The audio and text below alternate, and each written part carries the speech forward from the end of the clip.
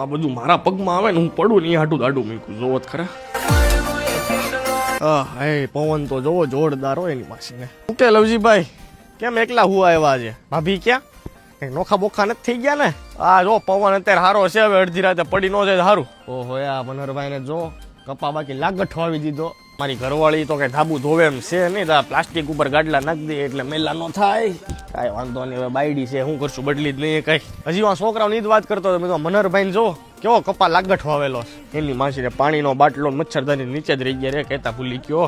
એટલે ઉપર આવીને તો પાણીની બોટલ ને કહો મચ્છરદાની લેતા આવજો.